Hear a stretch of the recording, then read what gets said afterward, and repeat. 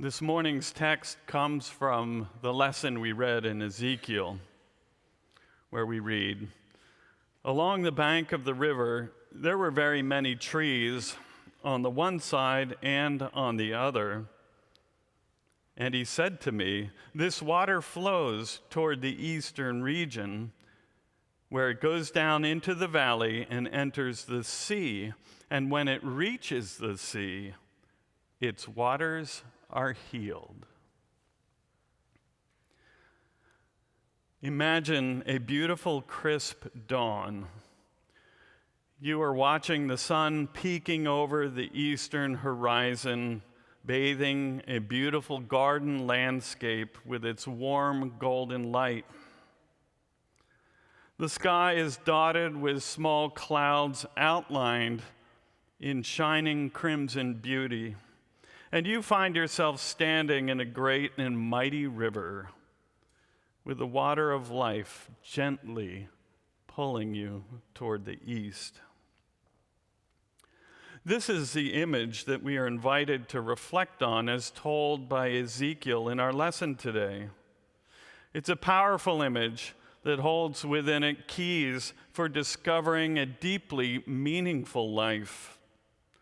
The Lord, with all his divine attributes, is gently drawing each of us towards spiritual healing, strength, and ultimately a tranquil life in heaven to eternity.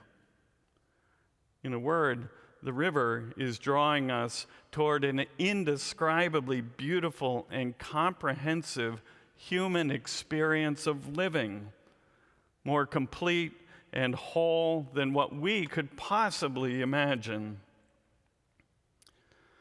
One aspect to consider is the current in the stream itself. We can reflect on our lesson in the Arcana Celestia that speaks of the state of peace we are offered when we understand that we are in the stream of Providence and recognize that its strong current is taking us toward all that is good.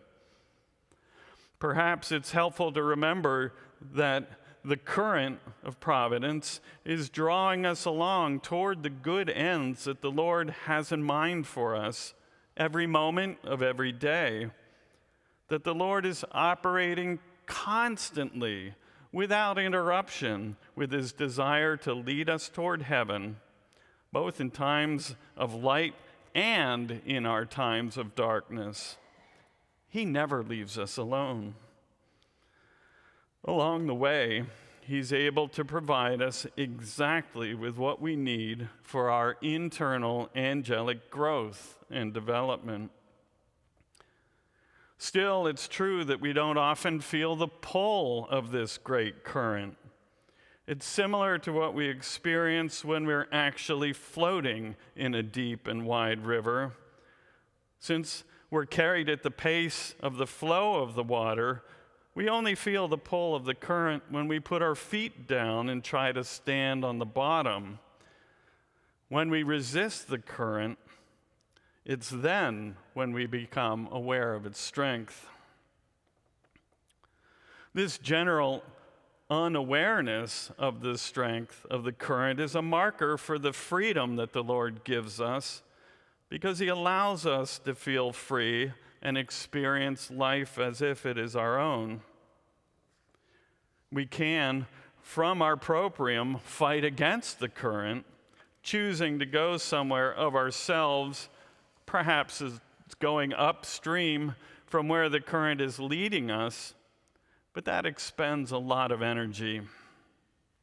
Going with the flow of Providence is far easier. And as we read in the story, we can be assured that the current is carrying us to a place of beauty, bounty, and healing. The flowing of the mighty river teaches us something about the creative forces of the Lord. We enter the stream at birth, or even at conception.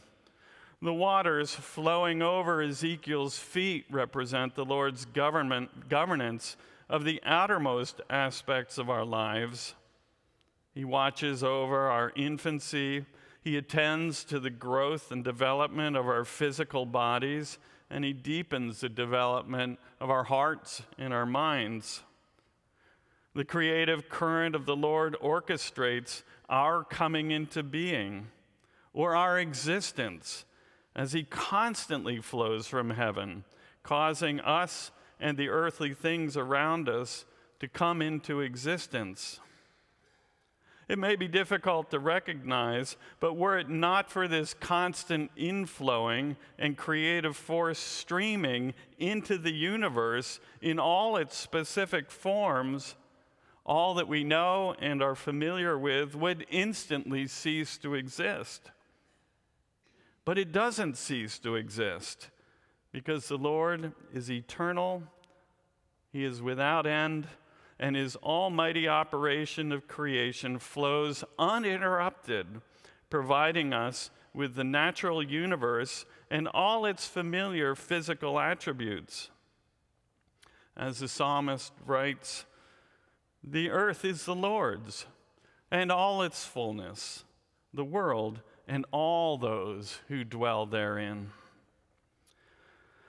This might seem difficult to hold in one's conscious mind.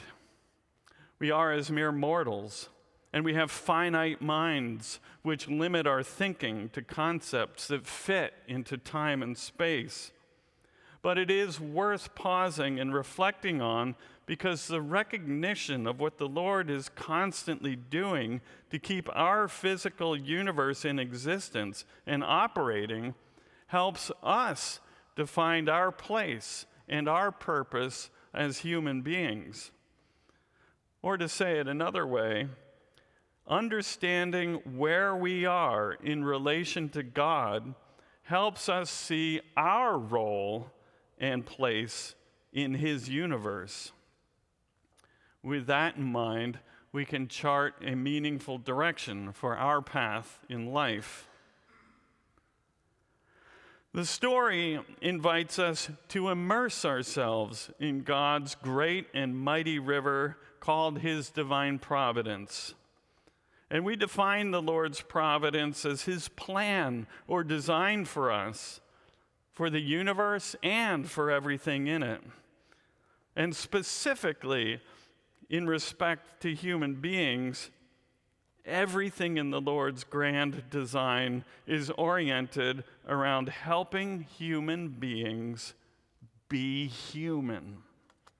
Not just as people walking around and living for a few short years on earth, but growing as angels and becoming more and more human to eternity. Our lives have meaning in the degree that we are willing to cooperate with the Lord to this end. We read in Genesis that God created mankind in his own image. In the image of God, he created him. Male and female, he created them. Then God blessed them and said to them, "Be fruitful and multiply, fill the earth and subdue it, have dominion over the fish of the sea, over the birds of the air, and over every living thing that moves upon the earth." The creative process of the Lord is divinely human in its nature and character. Everything about the stream of providence flows according to and in a divinely human pattern or form. Everything about our creation by the Lord is in his image and likeness. Therefore, we are human to the degree that our actions and life reflect the Lord's divinely human nature. It is also important to understand the link that the Lord has given us that connects his creative process, shown by Ezekiel as the river, to the Word and what the Lord has revealed to us. For the Word is the sacred document that shows us how we position our lives to be in that river in harmony with the forces that are flowing from the Lord, which create us and enable us to be truly human. We can see that connection made in the first verses of John, which we read as a lesson. In the beginning was the Word, and the Word was with God, and the Word was God. He was in the beginning with God, and all things were made through him, and without him nothing was made that was made. So if we want to truly live as a spiritual human being, if we want to be fully active as the person that the Lord created us to be, the Lord will show us how to do this with the teachings in his word.